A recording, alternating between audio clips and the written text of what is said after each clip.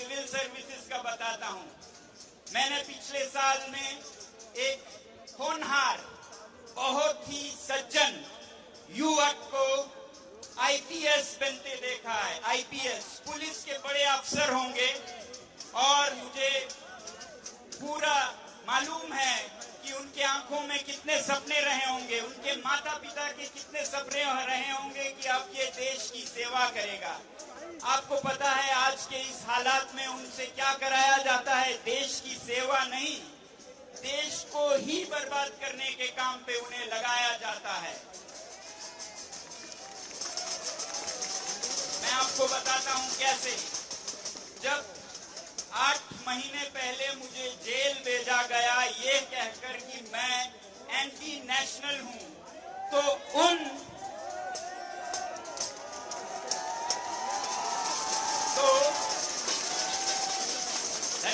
धन्यवाद, मगर हमें मेरे इस उदाहरण पे नहीं जाना है, आपको रास्ता साफ करना है ताकि ऐसा आपके साथ भी नहीं हो।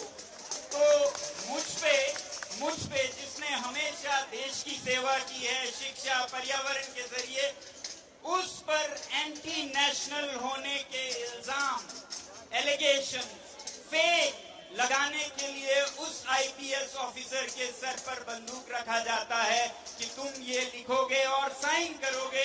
ऐसे झूठ पर आपको साइन करने का वक्त आ सकता है, जबकि आपने देश की सेवा करनी थी, आप देश को ही तोड़ने में लगा दिए जाते हो। ये आगे होता है।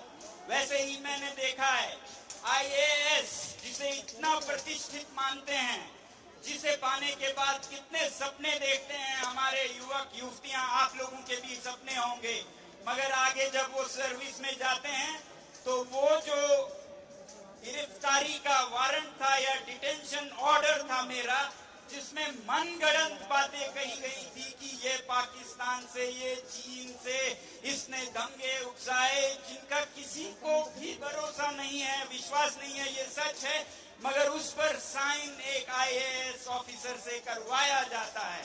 आप समझ रहे हैं, ये आगे आपका भविष्य है।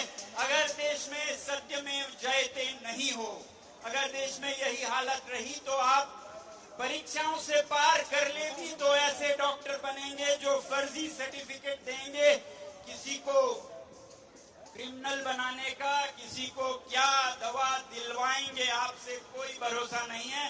वैसे ही इंजीनियर्स जो किसी भी चीज को कुछ भी फर्जी सर्टिफिकेट देते फिरेंगे, वैसे ही आप आईपीएस आईएएस बने भी तो अगर सफाई नहीं हो, ट्रांसपेरेंसी नहीं हो, ट्रस्ट नहीं हो देश में, तो फिर ऐसे ऑफिसर्स बनेंगे जो निकले तो थे देश की सेवा में, मगर उनको ऐसे कामों में लगा दिया जाता है।